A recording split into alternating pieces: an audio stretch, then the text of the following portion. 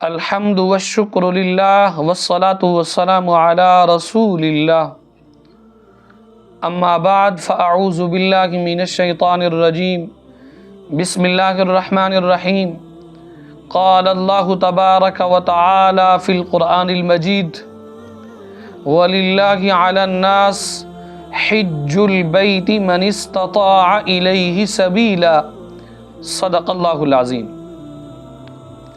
سامعین و ناظرین، آج کے درس کے اندر ہماری گفتگو کا عنوان ہے حج سے حاصل ہونے والے اسباق۔ حج اسلام کا 5واں بنیادی رکن ہے۔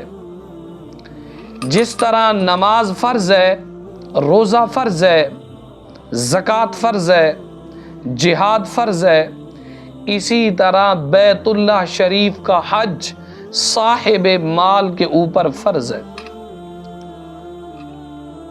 ہم لوگ حج پہ تو جاتے ہیں، اس قدر اخراجات بھی اٹھا کے، خرچہ بھی کر کے، پیچھے بھی اپنے گھر کے نظام کو سنبھال کے حج کی تیاری کے لیے چلے جاتے ہیں، لیکن وہاں جا کر جو اس حج سے اسباق حاصل ہوتے ہیں، سبق ملتا ہے، ہم ان کی جانب توجہ نہیں کرتے۔ تو آج کے ایپیسوڈ کے اندر ہماری گفتگو کا عنوان ہے حج سے حاصل ہونے والے اسباق۔ حج سے جو سب سے پہلا سبق ملتا ہے وہ توحید کا ملتا ہے۔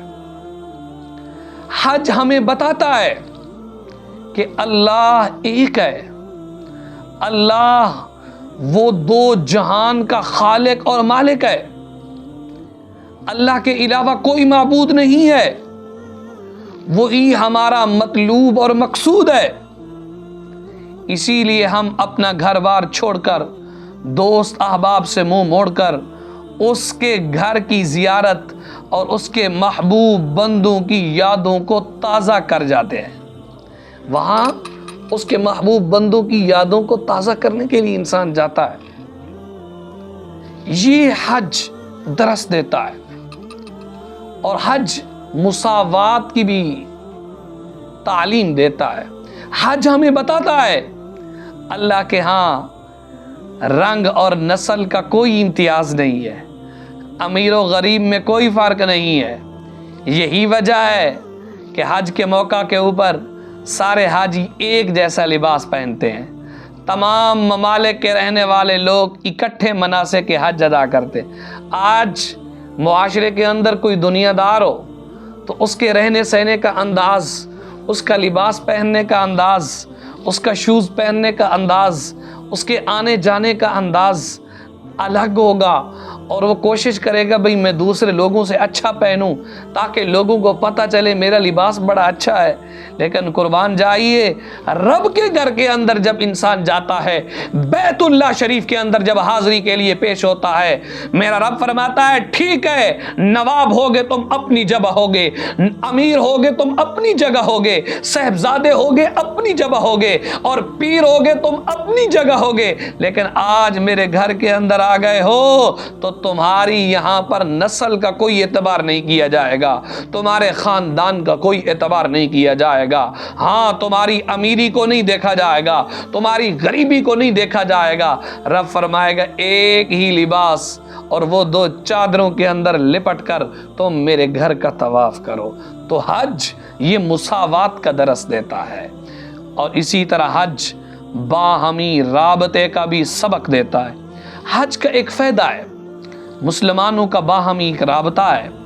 تمام روئے زمین سے مسلمان اکٹھے ہوتے ہیں، تمام روئے زمین سے ایک دوسرے سے تبادلہ خیال کرتے ہیں، ایک دوسرے کے حالات سے سبق سیکھتے ہیں، اور بہتر مستقبل کے لیے منصوبہ بندی کرتے ہیں۔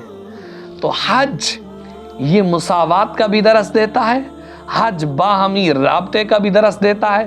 دیکھتے نہیں ہو، عام ہمارے معاشرے کے اندر کوئی فوتگی ہو جاتی ہے تو وہ لوگ جو سال ہا سال سے نہیں ملے ہوتے وہ بھی ملنے آ جاتے ہیں۔ اسی طرح شادی کا موقع ہوتا ہے وہ لوگ جو کبھی اکٹھے نہیں ہوتے لیکن شادی کے فنکشن کے اندر اکٹھے ہو جاتے ہیں.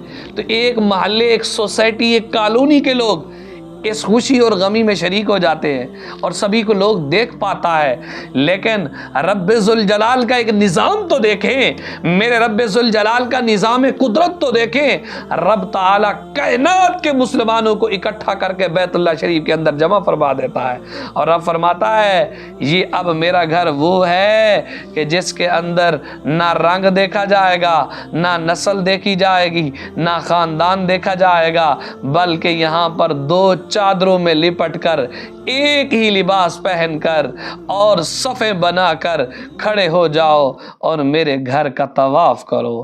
کیا ہی وہ انداز ہوتا ہے کہ جب حاجی سجدے کے اندر جاتے ہیں، ایک ہی لباس کے اندر ملبوس ہوتے ہیں اور اللہ کی بارگاہ کے اندر جب اس آواز کو بلند کرتے ہیں اور کہتے ہیں سبحان ربی الاعلی، اور رکوع میں جاتے ہیں تو کہتے ہیں سبحان ربی العظیم، اور جب سمیع اللہ لمن حمیدہ کہتے ہوئے ربنا لک الحمد کی صدا کو بلند کرتے ہیں اور تشہد میں بیٹھ کر التحیات للہ والصلوات والطیبات السلام علیک ایھا النبی ورحمۃ اللہ وبرکاتہ کی صدا کو بلند کرتے ہیں. لین بھی برابر ہوتی ہے، لباس بھی ایک جیسا ہوتا ہے، زبانوں پر الفاظ بھی ایک جیسے ہوتے ہیں، جگہ بھی ایک ہوتی ہے. گویا کہ رب ذوالجلال پوری کائنات کو اکٹھا کر کے بیت اللہ شریف کے اندر کھڑا کر دیتا ہے اور رب فرماتا ہے اے مسلمانوں آپس میں